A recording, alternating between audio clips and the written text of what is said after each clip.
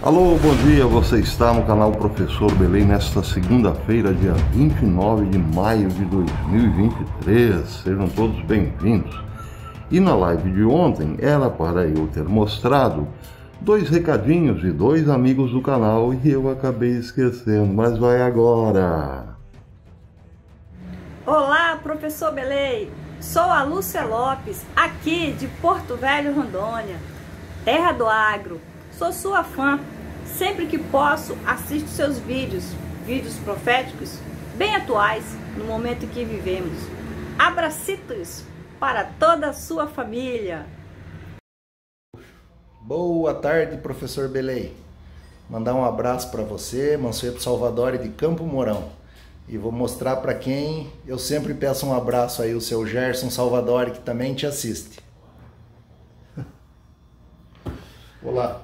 É isso aí, professor. Siga aí com a qualidade que o senhor sempre fez. Abraço. Tá aí então, um grande abraço a Lúcia Lopes e a família Salvadori, lá de Campo Mourão, meu amigo Mansueto Salvadori, o seu papai, seu Gerson, e tem mais um Salvadori pequenininho que estava por ali, não se apresentou. Vai aqui um beijo no coração dessa família maravilhosa, Salvadori, e também para a Lúcia Lopes. Muito obrigado. Continuem mandando os vídeos para o e-mail, meu e-mail, belei.alexandre@gmail.com. Vídeo curtinho, de 1 minuto no máximo. Deixe o seu recado, mande seu abraço e ajude esse canal vindo trabalhar conosco pelo menos por um tempinho, né? Pois é, muito obrigado então a todos vocês e vamos à notícia importante do dia. Está, meus amigos, mais do que tensa a relação entre Irã e Azerbaijão, que faz fronteira com o Irã. Ao norte do Irã está o Azerbaijão e ao sul do Azerbaijão está o Irã. E na fronteira, claro, existe uma etnia transnacional que foi aos poucos, durante muitos séculos, entrando dentro do Irã. A crise é muito tensa e eu fiz aí algumas pesquisas e levantei o seguinte: como essa crise começou. Um homem armado assassinou o chefe de segurança da embaixada do Azerbaijão em Teherã em janeiro deste ano. Logo em seguida, o Irã expulsou 4 diplomatas do Azerbaijão em 5 de maio, o que foi, então, naquele momento, uma resposta à ação de Baku, em 6 de abril, a capital do Azerbaijão, em 6 de abril, de expulsar 4 diplomatas iranianos em retaliação à tentativa de assassinato de um de seus proeminentes legisladores, Fazil Mustafa, em 29 de março. Mas também existe o problema dos azerbaijanos dentro do Irã fomentando, para desgosto dos ayatolás, as, digamos, insatisfações populares. Isso também é um pouco antigo. Os azerbaijanos, dizia uma matéria do ano passado, estão na vanguarda dos protestos que eclodiram após o assassinato de Mahsa Amini, a jovem curda que a polícia da moral, acreditem, a polícia da moralidade, assassinou no ano passado, depois de prendê-la por não observar o hijab, aquele manto islâmico, o manto das mulheres muçulmanas. Liberdade, justiça e governo nacional, então, passaram a ser o slogan comum nas ruas de Tabriz, Urmia e Ardabil, os 3 maiores centros populacionais étnicos do Azerbaijão, no noroeste do Irã. Ativistas de protestos do Azerbaijão se tornaram um fator importante no movimento de protesto no Irã naquele ano.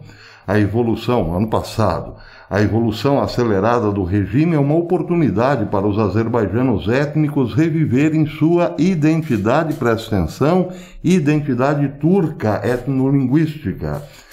Durante uma visita à Turquia em 2011, Ali Akbar Salehi, ex-ministro das Relações Exteriores iraniano, reconheceu que até 40% de todos os iranianos falam Azerbaijão. E é aqui que nós começamos a entender o que está acontecendo entre Irã e Azerbaijão. Todo mundo pensa que o Irã é absolutamente persa, certo? Não é bem assim. A etnia Farsi representa, sim, a maior parte da população iraniana. Porém, a etnia do Azerbaijão representa 1/4 da população de todo o Irã. O Irã tem 88 milhões de habitantes e 1/4 dessa população é de azerbaijanos. Mas também existe lá no Irã as etnias baluches, os curdos e também, claro, os árabes e uma pequena parcela de judeus da diáspora. Muito bem, então o que isso significa? Desculpem a nossa falha.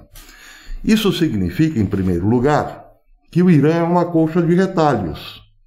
Só que mais do que isso, o Irã tem várias etnias, mas muitas delas têm uma grande influência da Turquia, como, por exemplo, o Azerbaijão. O Azerbaijão entrou numa treta feroz com a Armênia e saiu vitorioso. Por quê? Porque conta com o apoio incondicional da Turquia. É exatamente isso, de Erdogan, que tem na Armênia o seu inimigo principal. Então é aquela história, o inimigo do meu inimigo é meu amigo. A população do Azerbaijão, então, tem uma influência muito grande da Turquia, mas isso não é de hoje.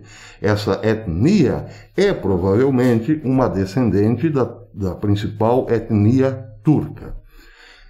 Não bastasse isso, outro problema muito sério está acontecendo em relação a Israel. Todo mundo sabe que o Irã se meteu na Síria, que o Irã se meteu na Líbia, que o Irã fornece armas para grupos palestinos e assim por diante, que também se meteu no Iraque, tudo isso para, de certo modo, pressionar Israel, para assustar Israel e para fortalecer as suas bases paramilitares bem próximas de Israel. O problema é que Israel está fazendo o mesmo em relação ao Irã. Esta crise, que pode, quem sabe, escalar para uma guerra, está entre o Cáucaso e o Oriente Médio. Bem, acontece que mais lá para o Cáucaso, Israel firmou grandes parcerias, como, por exemplo, com o Azerbaijão e com o Turcomenistão, que estão ali, do ladinho do Irã. Isso quer dizer o seguinte: a Guarda Revolucionária do Irã está muito prestes a tomar o poder. Tomar o poder quer dizer o seguinte: mais cedo ou mais tarde, os ayatolás, os clérigos, deixarão a cena política. É nisso que o Irã está se transformando aos poucos, numa república militarizada. Bem, o que, então, pergunta a Guarda Revolucionária, pode manter a unidade entre essas diferentes etnias que compõem o país? No momento, os clérigos mantêm essa unidade no sentido de que a unidade clerical é também a unidade da própria nação Irã. Mas se os clérigos saírem de cena e tudo ficar nas mãos da Guarda Revolucionária, pode ser que essas etnias não entendam mais o Irã como uma nação, e sim como uma ditadura feroz, armada, que pode esmagá-los. Então, aos pouquinhos, parece, já estão meio que de braços com a Turquia, mas também, por incrível que pareça, com Israel, que lhes tem fornecido muita assistência em tecnologia, militar e por aí vai. Entenderam? Bem, eu recolhi outra matéria que dizia mais ou menos qual é o problema principal do Irã hoje. A matéria dizia o seguinte: as tensões entre os dois países, entre Azerbaijão e Irã, experimentaram um pico após a inauguração em 29 de março da Embaixada do Azerbaijão em Tel Aviv. Dias depois da visita do ministro das Relações Exteriores israelense Eli Cohen a Baku, em 19 de abril, 32 legisladores israelenses enviaram uma carta ao escritório de Cohen expressando apoio à minoria étnica azerbaijana do Irã. Coincidentemente, em 20 de abril, Israel abriu sua embaixada no Turcomenistão. Então vejam, é realmente muito complicada a situação hoje, não só nas fronteiras, mas dentro do Irã. Porque se o Irã entrar em crise, numa crise mais acentuada, numa troca de tiros com o Azerbaijão, como ele poderá conter a etnia azerbaijana dentro do próprio país, que, como disse, é 1/4 de 88 milhões de habitantes?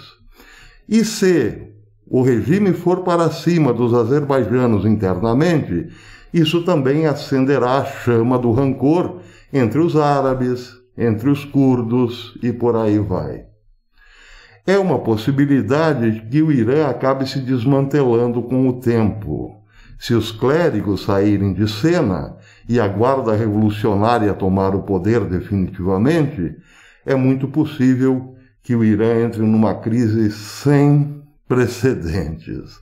Agora, detalhe, ontem, no dia de ontem, a vitória de Erdogan na Turquia foi um dia de tristeza para o alto escalão do poder no Irã, porque o Irã preferia o adversário de Erdogan, prevendo que o adversário de Erdogan, muito mais ligado à Agenda 2030 da ONU, tornaria a Turquia fraquinha, ao passo que Erdogan continuaria mantendo o país forte militarmente falando, apesar da crise financeira, e também dando apoio militar ao Azerbaijão. Pois é, o que o Irã não queria aconteceu. Erdogan venceu e continuará no poder aí pelo menos até 2028, ao que tudo indica. Então, realmente, a situação do Irã é complicada. Mas eu volto a falar nisso. O problema é que a tensão pode escalar. Já imaginaram? Mais um conflito ali no Cáucaso e no Oriente Médio nesse momento? Bem, isso para Israel, com certeza, não é nenhum problema. Vamos aguardar. Por enquanto é isso. Até amanhã, se Deus quiser.